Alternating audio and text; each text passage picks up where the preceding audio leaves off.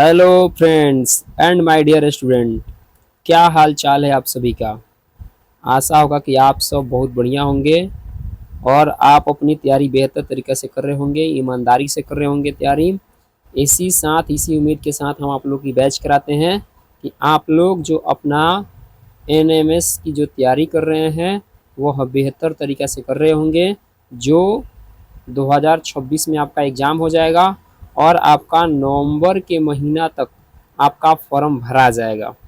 ठीक है, तो बिल्कुल ईमानदारी, मेहनत, लगन के साथ पढ़ाई को करना होगा क्योंकि कंपटीशन पूरा तगड़ा है और इसमें कहीं से भी आपको झोल मटोल करने की आवश्यकता नहीं है। ईमानदारी से पढ़िएगा तभी रिजल्ट होगा।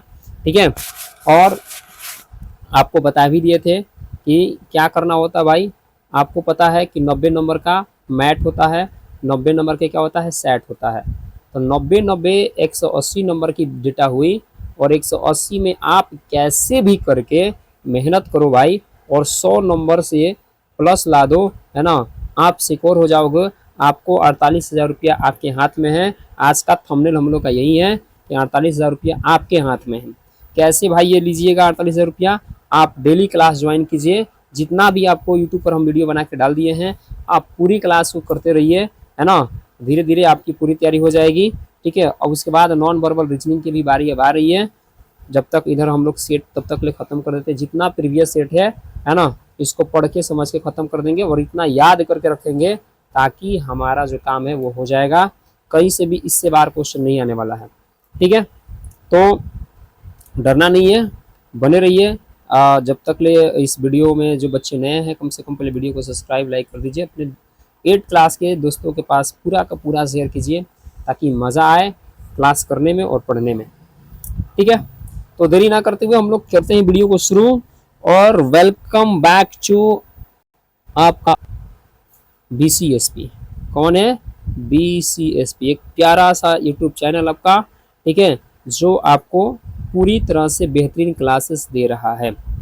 तो बाबू हम लोग का क्वेश्चन जो है वो है फिजिक्स का क्वेश्चन।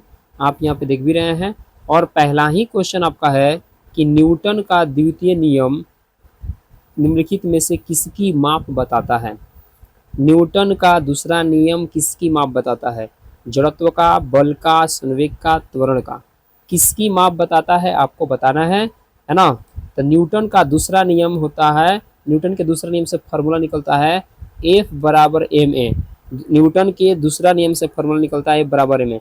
न्यूटन का पहला नियम कहता है कि अगर कोई वस्तु रेस्ट में है, किस में है रे बबुआ, रेस्ट में है, तो वह रेस्ट में रहना पसंद करती है। और अगर कोई वस्तु मोशन में है तो वह मोशन में रहना पसंद करती है। कब तक? जब तक इस पर कोई एक्सटर्नल फोर्स ना लग जाए, यानी बाह्य बल ना लग जाए। जैसे आप साइकिल चलाते हो, आप साइकिल आपका गति में है, गति में चल रही है, लेकिन आपको जब रुकना होता है तो आप ब्रेक लगाते हो, तब आपकी गाड़ी रुकती है, साइकिल रुकता है। अगर आप नहीं भी लगाते हो तो आपके साइकिल का चक्का और रोड के बीच में एक घर्षण बल लगता है जो आपकी गति का क्या करता है, विरोध करता है। ये आप लोग समझ जाइए। इसलिए आपका गाड़ी भी धीरे धीरे स्लो हो जाती है, साइकिल धीरे धीरे स्लो हो जाता है। तो वो तो न्यूटन का पहला गति नियम था। न्यूटन का दूसरा नियम में से क्या निकलता है? F बराबर ma। यानी न्यूटन का दूसरा नियम, F का मतलब होता है बल। न्यूटन का दूसरा नियम बल को बताता है। किसको बताता है रे भाई? बल को बताता है। बल बराबर फॉर्मूला होता है m से द्रव्यमान और a से होता है त्वरण। तो द्रव्यमान गुणे त्वरण फॉर्मूला होता है। यानी न्यूटन का दूसरा गति नियम से क्या होगा? बल की माप। न्यूटन का दूसरा गति नियम क्या बताता है रे बबुआ? बल की माप बताता है। क्लियर हो गया सारे बच्चों को? Okay, very good. अगला प्रश्न आपके स्क्रीन पे है कि ध्वनि तरंग निम्नलिखित में से किन किन में गमन कर सकती है। जो ध्वनि तरंग है वो किन किन में गमन कर सकती है भाई, है ना। तो आपको बताना है कि किन किन में गमन कर सकती है। ठीक है, बताइए। सिर्फ ठोस में करती है, गैस में करती है, कि सिर्फ द्रव में करती है, या इनमें से सभी में करती है? आप लोग बता दीजिए भाई, किन किन में गमन करती है। सही जवाब बताइए क्या होने वाला है। विद्युत धारा को मापने वाले यंत्र अगला क्वेश्चन में रहेगा, लेकिन ध्वनि तरंग निम्नलिखित में से किन किन चीज़ों में गमन करती है, तो हमेशा याद रख लो ध्वनि एक ऐसा चीज़ है ना, जिसके लिए कोई ना कोई माध्यम का होना आवश्यक है, बिना माध्यम का ध्वनि गमन नहीं करती है। इस बात को आप लोग समझ के रखिएगा, बिना माध्यम का ध्वनि जो है ना बबुआ वह गमन नहीं करती है, तो नहीं करती है। ठीक है, इसका जवाब क्या हो जाएगा? इसका जवाब हो जाएगा सिर्फ ठोस, सिर्फ गैस, सिर्फ द्रव। तो भाई ठोस भी माध्यम है, गैस भी माध्यम है, द्रव भी माध्यम है, तो तीनों तो माध्यम ही है, इसलिए आपका सही आंसर हो जाएगा इनमें से सभी। क्लियर हो गया? समझ में सारे बच्चों को आ रहा है? आ रहा है तो यस या नो बोलते चलिए। आगे प्रश्न, क्वेश्चन नंबर 3 आपके स्क्रीन पे। विद्युत धारा मापने वाले यंत्र को क्या कहा जाता है? एमीटर कहा जाता है कि वोल्टमीटर कहा जाता है कि पोटेंशियोमीटर कहा जाता है, या इनमें से कोई नहीं? विद्युत धारा मापने वाले यंत्र को क्या कहा जाता है? आप सारे बच्चों को बताना है, विद्युत धारा मापने वाले यंत्र को क्या कहा जाता है? कौन कौन बच्चे बताएंगे? चलिए कमेंट्स आप सबका फास्ट आना चाहिए, बिल्कुल सारे बच्चों का कमेंट्स फास्ट आना चाहिए। ठीक है, और अपने दोस्तों को जोड़ते रहिए, ताकि आज का क्लास में हम सबको कोशिश करना है कि आज का क्लास में 20 प्लस बच्चे हर हाल में पढ़ने चाहिए। ये जिम्मेदारी आप सबकी है, आप सबके लिए इतना मेहनत कर रहे हैं, आप लोग इतना मेहनत जरूर कीजिए मेरे लिए। ठीक है, तो विद्युत धारा मापने वाले यंत्र को ए मीटर कहते हैं, और ए मीटर जो बच्चे आंसर बताए हैं उनका सही होगा, है ना। और विभवांतर मापने वाले यंत्र को वोल्ट मीटर कहते हैं, विभवांतर मापने यंत्र को वोल्ट मीटर, अब विद्युत धारा मापने वाले यंत्र को ए मीटर कहा जाता है। प्रश्न 4 नंबर आपके क्वेश्चन यहाँ पे आ गया, गुरुत्वाकर्षण के कारण त्वरण का मान क्या होता है? गुरुत्वाकर्षण के कारण त्वरण का मान शून्य होता है भाई, कहाँ? गुरुत्वाकर्षण के कारण जी का मान, गुरुत्वीय त्वरण का मान शून्य होता है, वो कहाँ होता है? पृथ्वी के सतह के ऊपर होता है, कि पृथ्वी की सतह पर होता है, कि पृथ्वी की सतह के नीचे होता है, कि पृथ्वी के केंद्र पर होता है? आप सारे बच्चों कमेंट कीजिए, क्योंकि ये सबसे वीवीआई क्वेश्चन है ना, और सबसे बेहतरीन क्वेश्चन है। ठीक है, इसलिए सारे बच्चे इसको कमेंट्स करें कि गुरुत्वाकर्षण के कारण त्वरण का मान शून्य होता है कहाँ। कमेंट्स का इंतजार आप सभी का है, आप लोग बताइए इसका आंसर क्या होगा। तो देखिए भैया भैया भैया भैया भैया, गुरुत्वाकर्षण के कारण त्वरण का मान शून्य होता है, इसका सही जवाब हो जाएगा, क्या होगा? पृथ्वी के केंद्र पर। क्या जवाब हो जाएगा? पृथ्वी के केंद्र पर, पृथ्वी के सेंटर पर किसी भी ऑब्जेक्ट का वैल्यू जो होता है शून्य होता है। माने किसी भी ऑब्जेक्ट का वैल्यू मीन्स क्या चाहिए? जी बराबर 0, स्मॉल जी का मान क्या हो जाता है? 0। अब जरा इस पे क्वेश्चन आप लोग देख लो पहले बढ़िया से। ये हो गया पृथ्वी, ये हो गया पृथ्वी का सेंटर, ये हो गया विषुवत रेखा, है ना।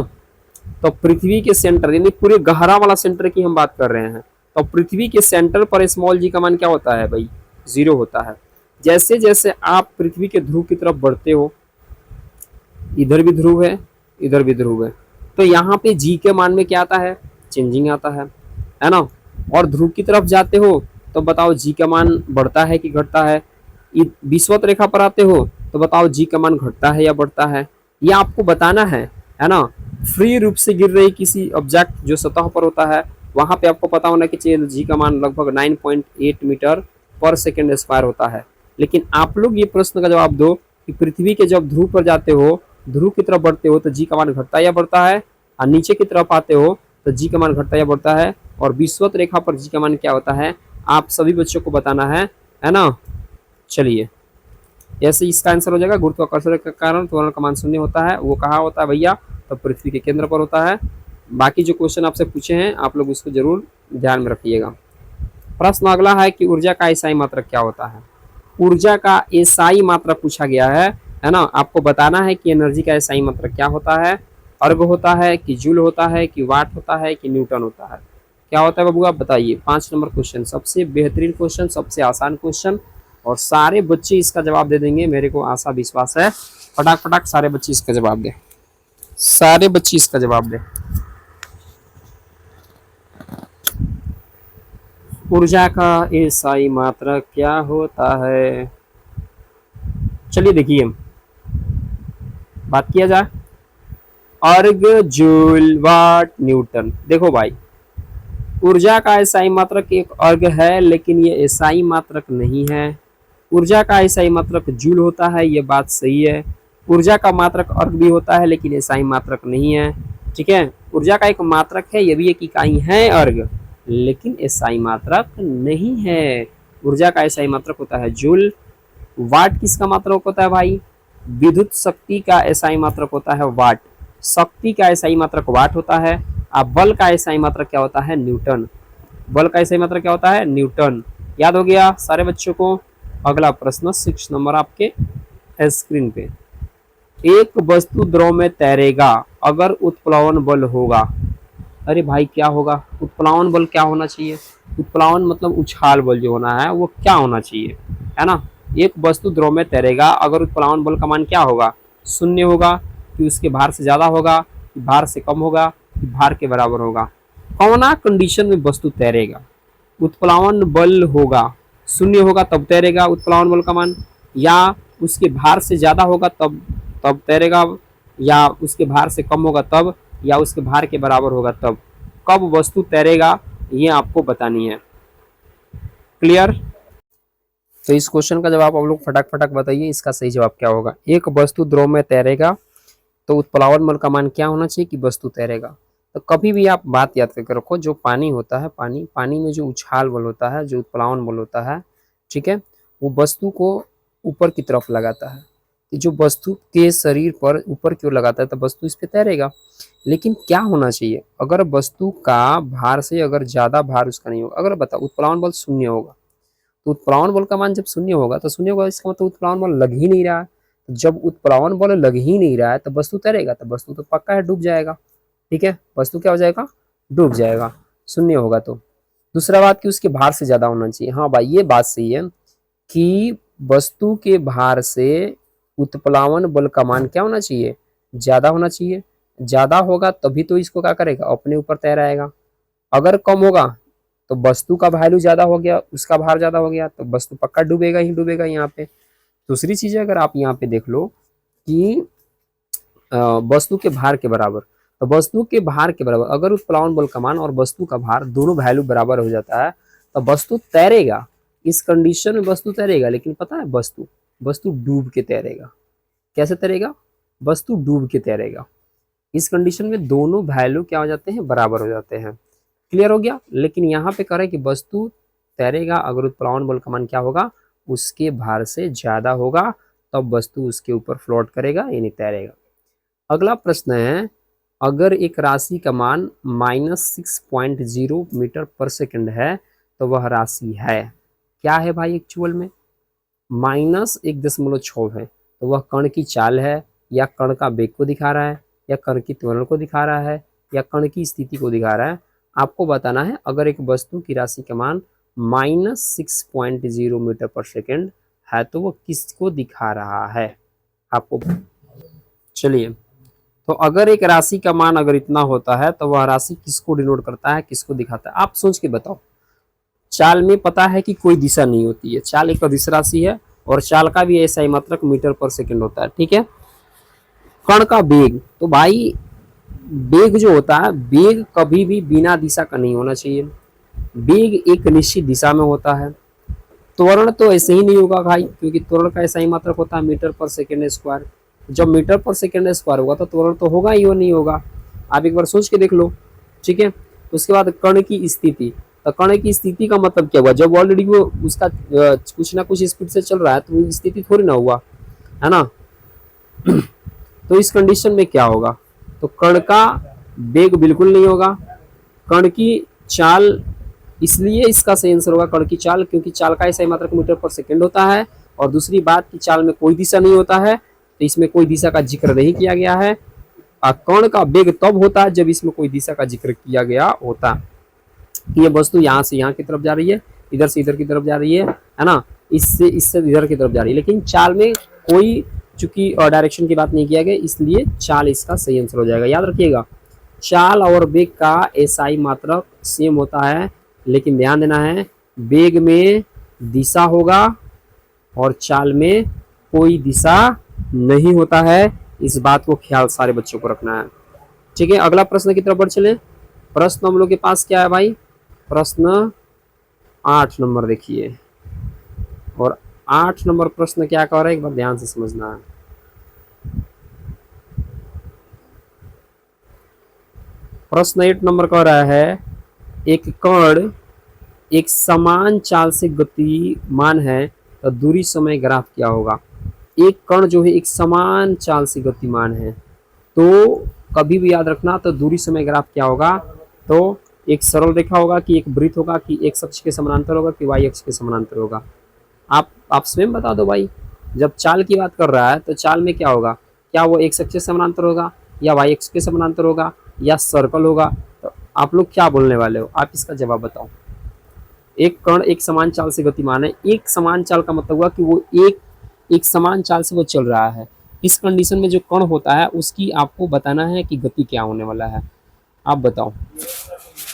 एक कण एक समान चाल से गतिमान है तो जिसकी दूरी समय ग्राफ में आपको बताना है, इसका क्या आंसर होगा। आप लोग फटाक फटाक बताइए, सारे बच्चे फटाक फटाक बताएंगे क्या इसका सही आंसर होने वाला है। देखते हैं कौन कौन बच्चे जवाब दे रहे। देखो कभी भी इस बात को याद रखो, एक कण एक समान चाल से चल रहा है तो यहाँ पे एक सीधा रेखा मिलता है, इसको सरल रेखा मिलता है। क्योंकि चाल जब भी होगा तो एक तरफ क्या होना चाहिए, समय होना चाहिए, होगा ना, एक समय दूरी होना चाहिए। तो भाई दो तरफ की बात कर रहा है तो दूरी और समय तो साथ साथ मिलके चल रहा है। इसका मतलब ग्राफ जो खींचेगा वो एक सरल रेखा होगा, इसलिए आपका जवाब जो होगा एक सरल रेखा आंसर हो जाएगा। वृत्त तो कभी बनेगा नहीं, कौन एंगल से वृत्त बन जाएगा, कभी नहीं। एक अक्ष समानांतर और वाई अक्ष के समानांतर वाला कोई बात नहीं है, क्योंकि अकेले राशि नहीं है, चाल में दो राशि होती है, एक दूरी है और एक समय है, इसलिए एक सरल रेखा प्राप्त होगा। जब भी हम लोग ग्राफ खींचेंगे तो कौन सा रेखा प्राप्त होगा, एक सरल रेखा प्राप्त होगा। अगला क्वेश्चन 9 नंबर आपके स्क्रीन पर है, सबसे आसान क्वेश्चन, सबसे इजी क्वेश्चन। पास्कल किसकी इकाई है, दाब का, बल का, संवेग का, ऊर्जा का। फटाक फटाक आप लोग कमेंट्स करो, पास्कल किसकी इकाई है सारे बच्चों, है ना मेरे प्यारे बच्चों, फटाक फटाक करो, फटाक फटाक कमेंट्स का इंतजार है। सारे बच्चे जुड़ रहे हैं, जो बच्चे जुड़ रहे हैं वो अपना नाम कमेंट्स में बताते चले ताकि हम देखते रहें, ठीक है। और जो लोग आज कम से कम कुछ सब्सक्रिप्शन आप लोग करा दो, आज करा दो सब्सक्राइब, कम से कम 80 तक के पास पहुंचा दो, है ना। और अपने दोस्तों को एकदम जोड़ो, फटाक फटाक जोड़ो। क्लियर हो गया। 9 नंबर बताना है, दाब का है कि बल का है कि संवेग का है कि ऊर्जा का है। भाई तो पास्कल जो होता है वह किसका एसआई मात्रक होता है, पास्कल दाब का एसआई मात्रक होता है। किसका एसआई मात्रक होता है बाबू, दाब का एसआई मात्रक होता है पास्कल, ठीक है। बल का एसआई मात्रक होता है न्यूटन। संवेग का एसआई मात्रक क्या होता है, तो संवेग का फॉर्मूला होता है जब m इंटू वी, इसका मतलब हुआ, है ना, केजी मीटर पर सेकेंड। संवेग का एसआई मात्रक होता है केजी मीटर पर सेकेंड, संवेग का एसआई मात्रक होता है। और ऊर्जा का एसआई मात्रक जस्ट आप लोग ऊपर पढ़े हैं, जूल होता है। इसका सही जवाब जूल हो जाएगा। 10 नंबर आपके पास यहाँ पे प्रश्न है, और 10 नंबर प्रश्न कर रहा है किसी वस्तु की गतिज ऊर्जा निर्भर करती है। भैया किस पे, गतिज ऊर्जा का मतलब हुआ कोनो वस्तु अगर गति में है तो वह जितना गति में होगा ना उसमें ऊर्जा उतना ही ज्यादा होगा। तो वस्तु की गतिज ऊर्जा किस पे डिपेंड करती है, केवल मात्रा पे कि केवल वेग पे कि मात्रा और वेग दोनों पे, या इनमें से कोई नहीं। 10 नंबर क्वेश्चन समझने वाला है, सोचने वाला है। आप लोग बताओ सही जवाब क्या होगा। किसी वस्तु में गतिज ऊर्जा किस पे डिपेंड करता है, किसी वस्तु में गतिज ऊर्जा किस पे डिपेंड करता है, जितना वस्तु तेज गति में होगा उसमें ऊर्जा उतना ही ज्यादा होगा। तो एक तो वेग पे हो गया कि भाई जितना तेज होगा उतना होगा, क्या जितना वस्तु का मात्रा होगा, जितना वस्तु का वैल्यू होगा, क्या गतिज ऊर्जा का इफेक्ट उससे भी पड़ता है, आप लोग बताइए। तो हम इसका आंसर बताते हैं फास्टली। इसका सही आंसर क्या होगा आप लोग बताएंगे, इसका सही जवाब क्या होगा।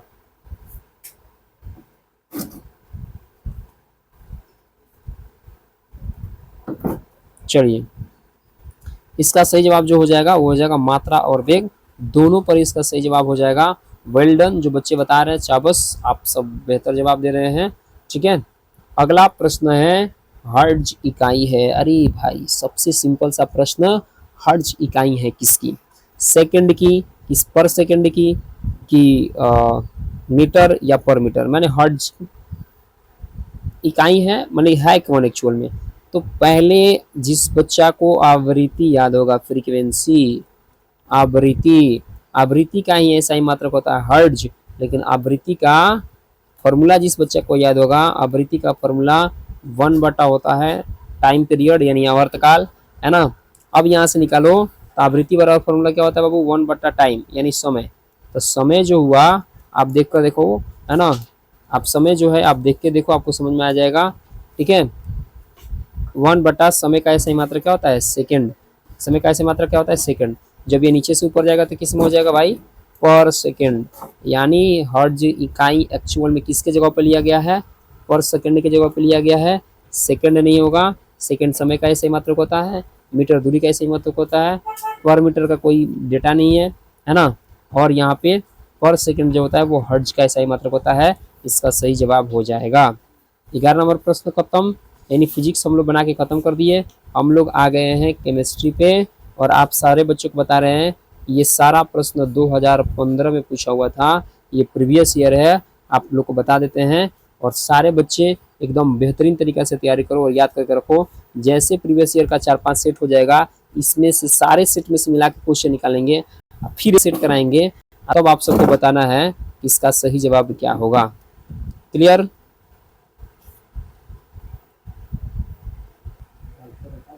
चलिए, तो आपका नेक्स्ट जो क्वेश्चन है वो है केमिस्ट्री से।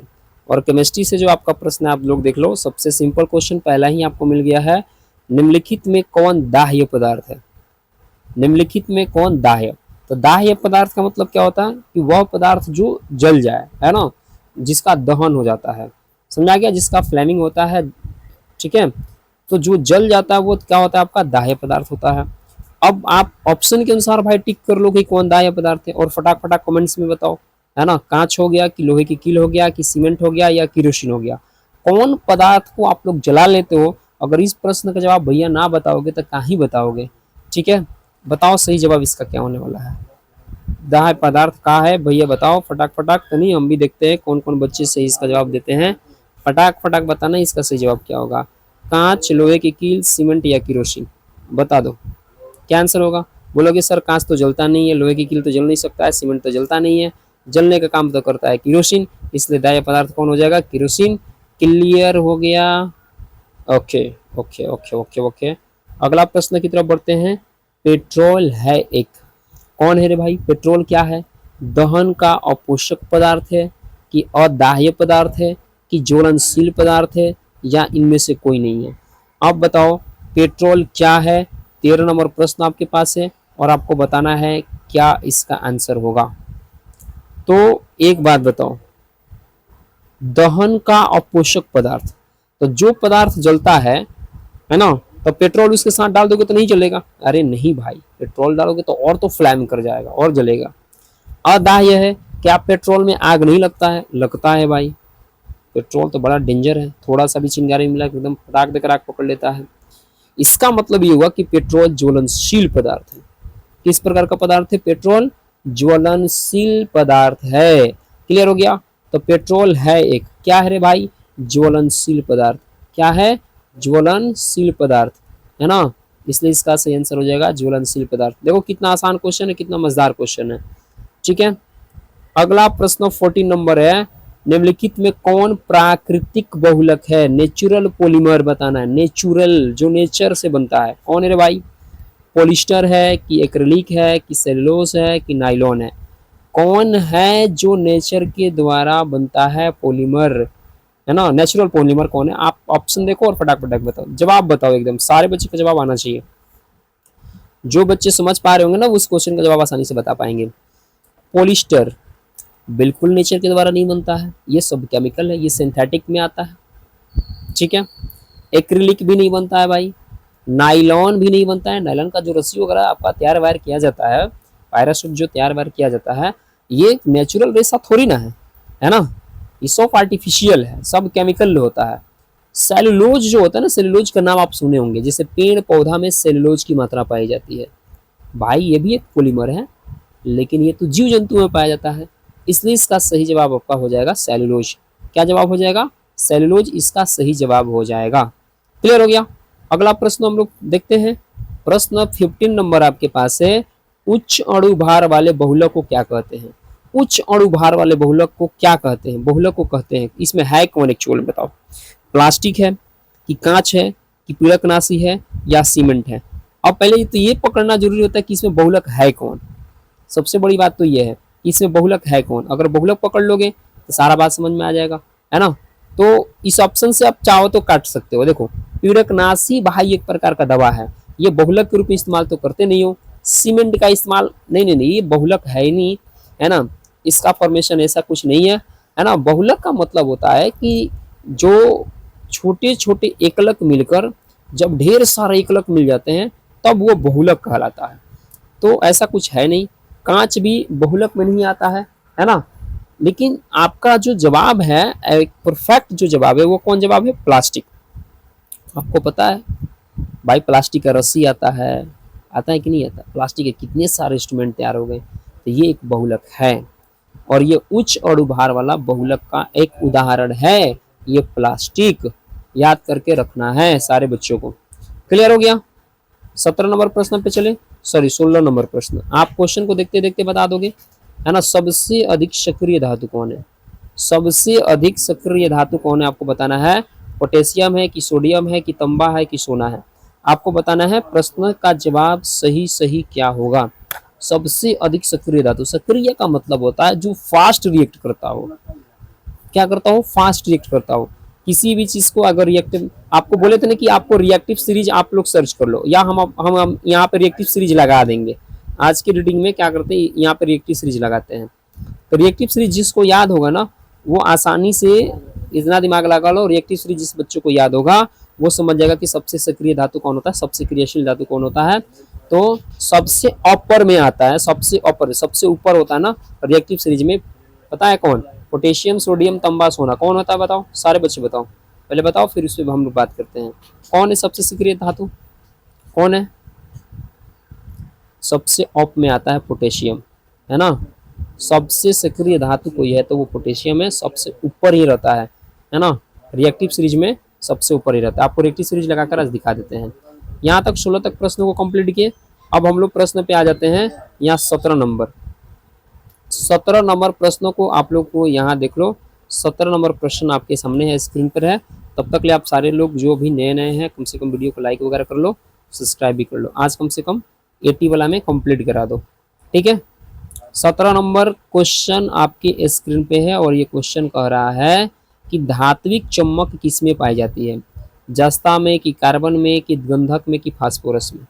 आपको बताना है कि धात्विक चमक पाई किस में जाती है, चमकता कौन है? जस्ता चमकता है, कि गंधक का मतलब होता है सल्फर, वो चमकता है, कि कार्बन चमकता है ना, कि फास्फोरस चमकता है। धात्विक चमक बता दो किस में पाया जाता है ना। और सारे बच्चे बता देंगे कि धात्विक चमक किस में पाया जाता है। तो पहला बात, काटना शुरू करो, ऑप्शन को काटोगे तो समझ में आ जाएगा, और हमको लग रहा है कि सारे बच्चे जवाब दे भी देंगे इसका, ठीक है। तो क्वेश्चन सबसे सिंपल है, पहले जानो, कार्बन जो है धातु नहीं है, कार्बन अधातु है। फास्फोरस भी अधातु है। गंधक मीन्स सल्फर, ये भी अधातु है। लेकिन जिंक का मतलब होता है जस्ता। तो जो जस्ता होता है ना बबुआ, ये होता है धातु, और धातु में कभी भी याद रखना चमक का गुण पाया जाता है, उसका एक अपना फिजिकल प्रॉपर्टीज है, ठीक है। क्लियर हो गया? अगला प्रश्न 18 नंबर पे हम लोग बढ़ते हैं, और 18 नंबर प्रश्न है, पेट्रोलियम गैस का मुख्य अवयव क्या है? पिछले लेक्चर में हम लोग बात कर लिए हैं, इसका जवाब आप लोग फटाक फटाक बताओ। पेट्रोलियम गैस का मुख्य अवयव क्या है? क्या मीथेन है, कि इथेन है, कि प्रोपेन है, कि ब्यूटेन है? 18 नंबर प्रश्न का जवाब आप लोग बताओ, क्या होने वाला? पेट्रोलियम गैस का मुख्य अवयव की बताना है, मुख्य अवयव बताना है, क्या होगा? देखते हैं कौन कौन बच्चे सही जवाब इसका दे पा रहे हैं। मुख्य अवयव बताना है, क्या होगा?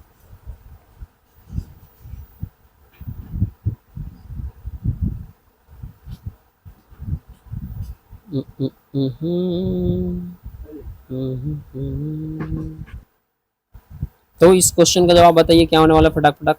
तो देख लो भाई, जब भी पेट्रोलियम गैस का मुख्य अवयव, देखो पेट्रोलियम जो बनता है वो इथेन से भी बनता है, ऐसा बात नहीं है, प्रोपेन से भी मिलकर बनता है, ब्यूटेन से भी मिलकर बनता है तो उसका अवयव है।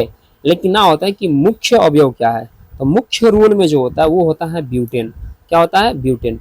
ब्यूटेन C4H10, ठीक है, इसका फॉर्मूला है, आप लोग याद करके रखिएगा। मीथेन का फॉर्मूला क्या होता है भाई? मीथेन का फॉर्मूला होता है CH4, है ना। इथेन का फॉर्मूला क्या होता है? C2H5 होता है। क्या होता है? C2H6 हो गया, क्लियर। और इसका क्या होता है? प्रोपेन का C3H8 होता है, और ब्यूटेन का क्या होता है? C4H10 होता है। और यह हो गया आपका पेट्रोलियम गैस का मुख्य अवयव, है ना, ब्यूटेन। आपका जवाब सही हो जाएगा। 19 नंबर प्रश्न आपके पास है, कोयले के भंजक सुरण का उत्पाद है। कोक है कि मीथेन है कि प्राकृतिक गैस है या पेट्रोलियम है। कोयले के भंजक श्रवण का उत्पाद क्या है, आप सारे बच्चों को बताना है। प्रश्न संख्या 19 है और आपको बताना है कोयले के भंजक श्रवण का उत्पाद क्या है। इस पर हम लोग बात कर चुके हैं। देख रहे हैं कौन कौन बच्चे बता रहे हैं इसका जवाब। ठीक है, कोयला को अगर भंजक करोगे, श्रवण करोगे तो बनेगा क्या? कोयला से मीथेन नहीं बनता यार, कोयला से पेट्रोलियम नहीं बनता, कोयला से प्राकृतिक गैस नहीं बनता। फिर बताओ बनता क्या है? कोयला से बनता है कोक। कोयला से क्या बनता है? कोक का निर्माण किया जा सकता है। कोयला से मीथेन, प्राकृतिक गैस, पेट्रोलियम सबका निर्माण नहीं होता है रे भैया। ठीक है, इसलिए जवाब इसका क्या हो जाएगा? कोक जवाब सही है। 20 नंबर क्वेश्चन आपकी स्क्रीन पे है, विद्युत धारा के किस प्रभाव का उपयोग विद्युत बल्ब में किया जाता है? विद्युत धारा के किस प्रभाव का उपयोग विद्युत बल्ब में होता है? ऊष्मीय, चुंबकीय, रासायनिक, इनमें से कोई नहीं। भाई विद्युत धारा के प्रभाव का उपयोग विद्युत बल्ब में करते हो, कौन सा भाई सेंस लगाते हो? कौन सा सेंस लगाते हो? क्या करते हो? आज का बल्ब तो चेंज हो गया, लेकिन पहले के बल्ब के हिसाब से कहानी बतानी है ना। ये बल्ब में क्या होता है? फिलामेंट लगा होता है ना। ये फिलामेंट एक्चुअल में लाइट करता है। ये कैसे करता है, क्या कंडीशन होता है इसको लाइटिंग करने का, आपको बताना है। तो सारे बच्चे को पता है, बता दो। दो जवाब देख रहे हैं, कौन कौन बच्चे इसका जवाब दे पा रहे हैं? ठीक है, कौन कौन बच्चे जवाब दे देंगे भाई इसका? विद्युत धारा के किस प्रभाव का उपयोग विद्युत बल्ब में किया जाता है? तो एक बात बताओ, जब आप रीड बल्ब, आपके घर में जो रीड वाला जो बल्ब था, जिसके अंदर ये होता है, तो इसमें क्या होता है? ये हीट होता है तो ये गर्म होता है तो ये प्रकाश निकलता है। इसका मतलब कि यह विद्युत धारा किस प्रभाव पे काम कर रहा है? ऊष्मीय प्रभाव पे काम कर रहा है, थर्मल इफेक्ट पे काम कर रहा है, ना कि चुंबकीय, ना कि रासायनिक, ना इनमें से कोई नहीं। विद्युत धारा के ऊष्मीय प्रभाव पे ये काम कर रहा है, इसका सही जवाब हो जाएगा। क्लियर हो गया? 21 नंबर प्रश्न की तरफ चलेंगे। 21 नंबर प्रश्न हम लोग को क्या कर रहा है, इस पे अगले क्वेश्चन की तरफ हम लोग बढ़ चलते हैं। और क्वेश्चन आपका 22 नंबर आप देख लो, यहाँ पे क्या है। क्वेश्चन कर रहा है, सीमेंट के उत्पादन में कौन सी गैस निकलती है? जहाँ सीमेंट का प्रोडक्शन हो रहा होता है, आपको वहाँ पे बताना है कि सीमेंट के उत्पादन में कौन सी गैस निकलती है। क्या सल्फर डाइऑक्साइड गैस निकलती है, या कार्बन डाइऑक्साइड गैस निकलती है, या नाइट्रोजन डाइऑक्साइड गैस निकलती है, या ऑक्सीजन गैस निकलती है? आपको बताना है यहाँ पे कि सीमेंट का जहाँ प्रोडक्शन हो रहा होता है वहाँ पे कौन सी गैस रिलीज होती है। आपको इसका जवाब देना है, सही जवाब बताना है आपको कौन सा गैस निकलेगा। तो अगर सिंपली आप बात को सोचोगे तो सारे बातें समझ में आ जाएगा कि सीमेंट का प्रोडक्शन पहले होता किन किन पदार्थ से, कौन कौन सी पदार्थें मिलती है तो सीमेंट बनता है। ठीक है, वहां से जब तब समझ में आ जाएगा कि ओ ये चीजें मिल रही है, इसका मतलब कि ये गैसें निकलेंगी। तो मिनिमम जान लो यूज होता है ना वो, उसमें पहले चूना पत्थर का इस्तेमाल होता है, यानी CaCO3 चूना पत्थर का ये हो गया फार्मूला। ठीक है, जिसको संगमरमर का भी फार्मूला आप कहते हो, ये होता है। फिर क्ले का कुछ इस्तेमाल किया जाता है। तो भाई CO3 में आपको क्या मिलने वाला है? CO3 में आपको मिल क्या रहा है? तो CO2 ज़्यादा से ज़्यादा निकल सकता है, यानी sulphur dioxide, carbon dioxide, nitrogen dioxide, oxygen, इनमें से ये खत्म, ये खत्म, ये खत्म, ये तीन चीज गैस का निर्माण यहाँ पे नहीं होगा। यहाँ पे निर्माण होगा तो वो होगा कार्बन डाइऑक्साइड गैस का निर्माण होगा। सारे बच्चों को समझ में आ गया? क्लियर हो गया? कोई दिक्कत नहीं है ना? अगला चीज पे हम लोग आ गए अपने जीव विज्ञान पे और बायोलॉजी का क्वेश्चन देखते हैं। निम्नलिखित में किनको प्रत्यारोपण की आवश्यकता होती है? प्रत्यारोपण मतलब कि दोबारा आप उसको रोपते हो, रोप सकते हो। ये सबसे सिंपल जवाब है, सारे बच्चे लगभग इसका जवाब दे देंगे। चावल, गेहूं, बजरा, सरसों, किसका प्रत्यारोपण होता है भाई? किसका एक बार आप बिछड़ा डालते हो, फिर इसको उखाड़ते हो, फिर इसको रोपने की काम करते हो। तो प्लांटेशन की जो काम होती है वो किस में होती है? क्या गेहूं में होता है, या बजरा में होता है, या सरसों में होता है, या चावल में होता है? आपको बताना इसका जवाब सही क्या होने वाला है। ठीक है, आप बता दो, इन सारे में से बताओ इसका सही जवाब क्या होने वाला है। इसमें प्रत्यारोपण की आवश्यकता किसमें होती है? सारे बच्चे जवाब बताएंगे, मेरे को पता है कि बच्चे सारे जवाब दे देंगे इसका। ठीक है, सारे बच्चे का जवाब है चावल, है ना। और चावल का ही यानी धान का ही प्रत्यारोपण होता है, प्लांटेशन होता है। क्लियर हो गया? अगला प्रश्न 24 नंबर क्वेश्चन आपके पास है। निम्नलिखित में कौन रबी फसल नहीं है? देखो क्वेश्चन को ध्यान से समझो भाई। निम्नलिखित में कौन रबी फसल नहीं है? आलू, सरसों, गेहूं, चावल। ऑप्शन के अनुसार फटाक देकर पकड़ लोगे, रबी फसल कौन नहीं है, रबी जो क्रॉप होता है ये कौन इनमें से नहीं है, नहीं वाला का जवाब देना। क्या हो जाएगा जवाब, अब फटाक फटाक बता दो। ये इसका जवाब सब लोग दोगे, मेरे को पता है, क्योंकि ये सबसे सिंपल क्वेश्चन है, मेरे को पता है ये सबसे सिंपल क्वेश्चन है, सारे बच्चों इसका जवाब दोगे, मेरे को पता है। तो इसका सही जवाब क्या हो जाएगा, निम्नलिखित में कौन रबी फसल नहीं है, कौन नहीं है, कौन नहीं है, तो बोलोगे सर धान चावल, ये होता है खरीफ फसल। कौन होता है, खरीफ फसल, है ना, ये रबी फसल के अंतर्गत नहीं आता है। आलू सरसों गेहूं ये रबी फसल के अंतर्गत आता है। क्लियर हो गया। 25 नंबर क्वेश्चन है, बहुत मस्त बायोलॉजी का क्वेश्चन। गाल यानी जो हम लोग का गाल होता है ना, गाल, ये चिक, इस चिक की जो कोशिका है, जो सेल है ना, वो कौन सी सेल है, ये बताना है। चिक का जो सेल होता है वो कौन सेल होता है, एपिथेलियल सेल होता है, या फिर डर्मल सेल होता है, वैस्कुलर सेल होता है, या गार्ड सेल होता है। तो आपको, आप लोग दिमाग लगा लो, है ना, और बता दो इसका पहले जवाब क्या होने वाला है, कि जो हम लोग का जो गाल होता है, जो चिक होता है, इसमें कौन सी सेल पाई जाती है, इसका जवाब बताना है। तो आप यहाँ पे देख लो, जो पहले गार्ड सेल, तो जो गार्ड सेल होता है भाई, ये गार्ड सेल पेड़ पौधा में पाया जाता है, ये पत्तियों पर जो रंध्र होता है ना, वहां पे ये गार्ड सेल पाया जाता है। तो पहला बात कि हम लोग को गाल में तो गार्ड सेल तो होगा नहीं। एक हो गया वैस्कुलर सेल, भाई वैस्कुलर सेल भी पेड़ पौधा में, वैस्कुलर लाइन में जो नली होती है उसमें वैस्कुलर सेल होता है। तो वैस्कुलर सेल तो फिर पेड़ पौधे में हुआ, तो हम लोग में तो होगा नहीं। इसका मतलब क्या हुआ, इसका मतलब ये हुआ कि गार्ड सेल हम लोग में नहीं है, वैस्कुलर सेल नहीं है, एपिडर्मल सेल हम लोग में है बट वो स्किन में है, और एपिथेलियल जो है वो हम लोग के गाल में पाया जाता है। इसलिए आप इसका गाल की जो कोशिका होगी उसका सही जवाब हो जाएगा एपिथेलियल सेल। क्लियर हो गया, आगे बढ़ चले। 26 नंबर प्रश्न पे आप देख लो। 26 नंबर क्वेश्चन क्या है, खून एक प्रकार का है, खून का मतलब हो गया ब्लड, ब्लड। तो क्वेश्चन की अगली कड़ी में आप लोग बता दो कि ब्लड एक प्रकार का क्या है, और ये क्वेश्चन आपको कभी भी साथ छोड़ने वाला नहीं है, ठीक है। तो खून एक प्रकार का है, एपिथेलियल ऊतक है कि संयोजी ऊतक है कि स्नायु ऊतक है कि मांसपेशी ऊतक है। पहला बताओ, क्या ब्लड जो होता है वो मांस में, मांसपेशी ऊतक के अंतर्गत आएगा, बिल्कुल नहीं आएगा। एपिथेलियल ऊतक तो अभी आपने चिक में पढ़ा, तो ये तो ब्लड में होगा नहीं, है ना। आपका बच गया क्या, स्नायु, तो स्नायु तक ये ज्यादातर ब्रेन की तरफ मूव करता है ना, तो ये इधर तो होगा नहीं। तो दूसरा बात क्या है भाई, बच गया संयोजी ऊतक, और संयोजी ऊतक को इंग्लिश में कहते हैं कनेक्टिव टिश्यू। क्या कहते हैं, कनेक्टिव टिश्यू। तो कनेक्टिव टिश्यू जो होता है ये ब्लड का है, क्योंकि ये पूरे बॉडी से कनेक्ट करता है ब्लड, इसलिए ये संयोजी ऊतक है। और ये भी कौन है, तरल संयोजी ऊतक, क्योंकि ये फ्लूइड होता है, ये लिक्विड फॉर्म में होता है, ठीक है। तो खून क्या है, एक तरल संयोजी ऊतक होता है, इसका सही जवाब हो जाएगा। 27 नंबर प्रश्न आपके पास है कि पेनिसिलिन किससे प्राप्त होता है। पेनिसिलिन जो बनता है ना, ठीक है, तो पेनिसिलिन जो टीका का जो तैयार किया जाता है, इससे लेकर पेनिसिलिन का, तो आपको बताना है यहाँ पे पेनिसिलिन किससे प्राप्त किया जाता है, ठीक है। यहाँ पे क्वेश्चंस को आप देख लो, पेनिसिलिन का तैयारी कहाँ से होता है, पेनिसिलिन किससे प्राप्त होता है, प्रोटोजोअन से या बैक्टीरियम से या मोल्ड से या मशरूम से। 27 नंबर प्रश्न आपके पास है, और सबसे मस्त क्वेश्चन है, और आप बता दो किससे प्राप्त होता है ना। पेनिसिलिन का जो वर्किंग होता है वो किससे होता है। तो पहला बात कि पेनिसिलिन जो होता है वो एक प्रकार के कवक से तैयार होता है, और वो कवक के रूप में जो होता है, मशरूम जो होगा, मशरूम भी कवक का ही एक टाइप है, तो वहाँ से पेनिसिलिन लिया जाता है। तो इसलिए इसका सही आंसर क्या हो जाएगा, आपका मशरूम हो जाएगा, ठीक है।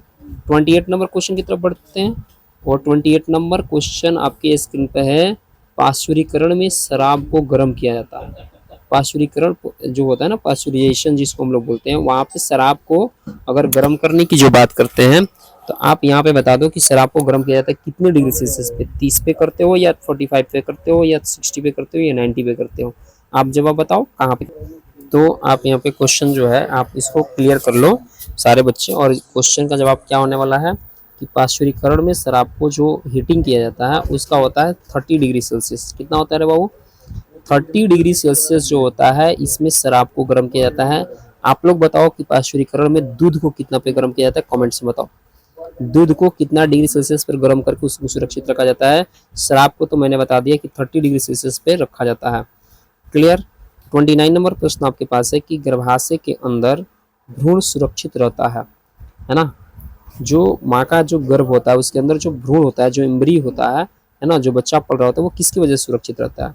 वो अम्बिकल कार्ड के द्वारा, फैलोपियन ट्यूब के द्वारा, या एमिनियोसेटिक सैक के द्वारा, या प्लेसेंटा के द्वारा। 29 नंबर प्रश्न आपके पास है और आपको बताना है कि सही आंसर क्या होगा। तो ये बेहतरीन क्वेश्चन है और कई बार क्वेश्चन को रिपीटेशन भी किया जाता है। तो आप याद करके रखिए, गर्भाशय के अंदर जो भ्रूण होता है वो अम्बिकल कार्ड के द्वारा सुरक्षित रहता है। किसके द्वारा सुरक्षित रहता है? अम्बिलिकल कार्ड के द्वारा सुरक्षित रहता है। सुरक्षा की बात कर रहे हैं। प्लेसेंटा क्या होता है? देखो यहाँ पे कुछ कुछ बातें समझ जाओ। प्लेसेंटा से जो बच्चे होते हैं उसको खाना मिलता है। प्लेसेंटा को नाल रज्जु भी कहा जाता है, इससे बच्चे को खाना मिलता है। फेलोपियन ट्यूब क्या होता है? फेलोपियन ट्यूब में निषेचन की क्रिया होती है, फर्टिलाइजेशन की क्रिया होता है। लेकिन अम्बिकल कार्ड में क्या होता है? बच्चा सुरक्षित रहता है।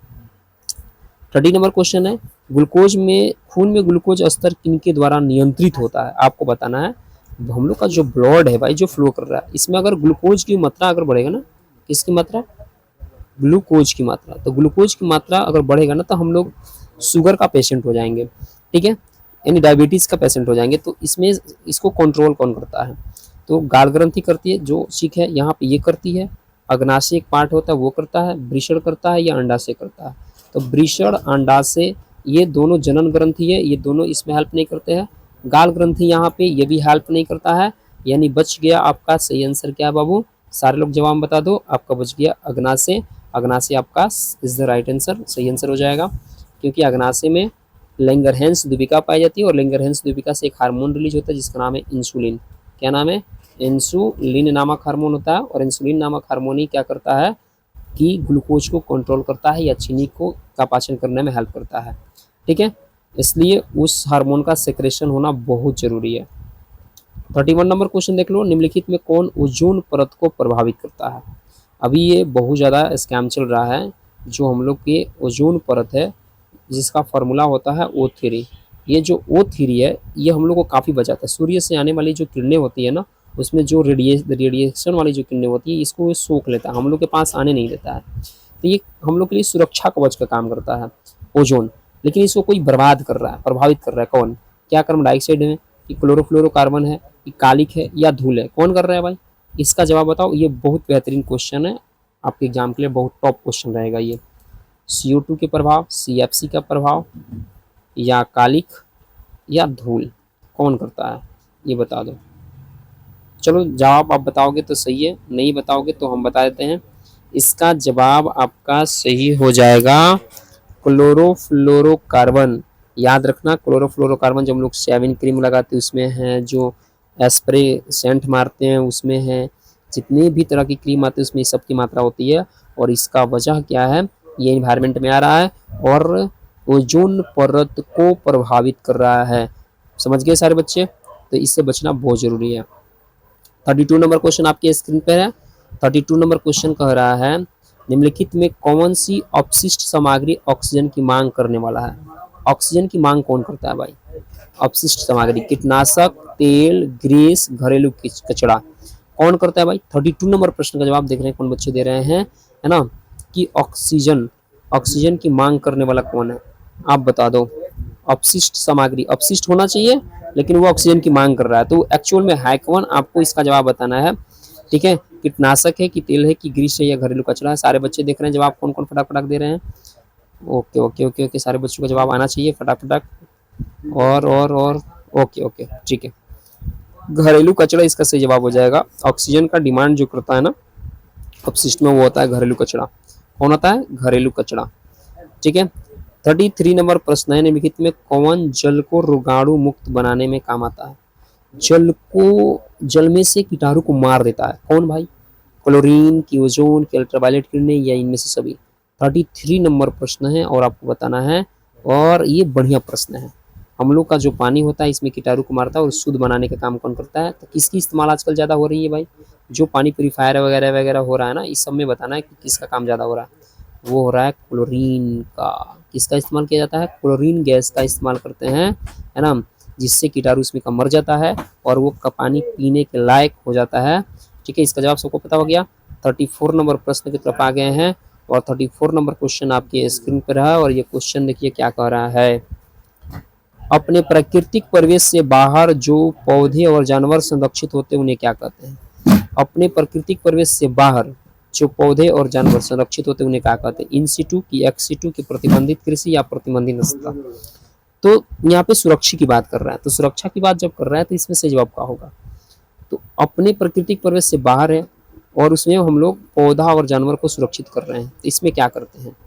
ठीक है, क्या वो इन सिटू होता है, या वो एक्स सिटू होता है, या वो प्रतिबंधित कृषि होता है, या नस्ल होता है? तो पहला बात कि प्रतिबंधित कृषि या प्रतिबंधित नस्ल का जवाब कोई मायने नहीं रखता, ये कोई है नहीं। इन दोनों में संरक्षण करते हैं, एक एक्स सिटू में करते हैं, एक इन सिटू में करते हैं। इन सिटू में क्या करते हैं कि जो प्राकृतिक परिवेश से जो बाहर है उस पौधा और जानवर को लाकर जो संरक्षण किया जाता है वो इन सिटू होता है। क्या होता है? इन सिटू। एक्स सिटू में क्या करते हैं भाई? एक्स सिटू का कहानी कुछ अलग है। इसमें क्या करते हैं, जो जंगल वंगल होते हैं उसके चारों तरफ बाड़ लगाकर इसको सुरक्षित कर दिया जाता है। ठीक है, 35 नंबर क्वेश्चन आपके स्क्रीन पे, और साइंस का सबसे आज का लास्ट क्वेश्चन रहेगा, है ना। इसका जवाब हमको लग रहा है कि सारे बच्चे बता देंगे। सुंदरलाल बहुगुणा एवं चंडी प्रसाद भट्ट किससे जुड़े हुए हैं? चिपको आंदोलन से, कि नीलगिरी बचाओ अभियान से, कि संयुक्त वन प्रबंधन कार्यक्रम से, या मुख्यधारी विरोध से? ये बहुत बढ़िया प्रश्न है, बहुत बेहतरीन क्वेश्चन है। आपको बताना है कि इसका सही जवाब क्या होगा। सुंदरलाल बहुगुणा और चंडी प्रसाद भट्ट किससे जुड़े हुए हैं? क्लियर? आप लोग बताइए फटाक, देखते हैं कौन कौन बच्चे इसका जवाब बताते हैं।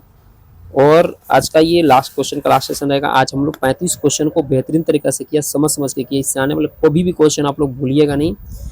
बताते हैं इसका जवाब, और फिर मिलेंगे एक अगले वीडियो में एक बेहतरीन सेट के साथ। ठीक है, इसका सही आंसर हो जाएगा चिपको आंदोलन। सुंदरलाल बहुगुणा ये जो है तो इस चिपको आंदोलन से जुड़े हुए थे। चिपको आंदोलन में पेड़ बचाने की बात किया जाता है। इसमें पेड़ से लोग चिपक जाते थे ताकि पेड़ को काटने नहीं देते थे। यह एक आंदोलन चला और पूरे विश्व में यह आंदोलन छा गया। तो आपका सही जवाब हो जाएगा चिपको आंदोलन। ठीक है, मिलेंगे फिर से अगले सेट में, अगले वीडियो में। तब तक आप पूरे दोस्तों के पास ये शेयर वेयर कर दो और सारे बच्चों को सही से पढ़ने के लिए बोलो। ठीक है, रिजल्ट सबका बेहतर होगा, बेहतरीन होगा। मिलेंगे अगले वीडियो में, तब तक के लिए जय हिंद, धन्यवाद, टाटा बाय बाय। जो लोग सब्सक्राइब नहीं किए सब्सक्राइब कर लो। क्लियर? लाइक जरूर करना ना भूलें। Okay, tata bye bye.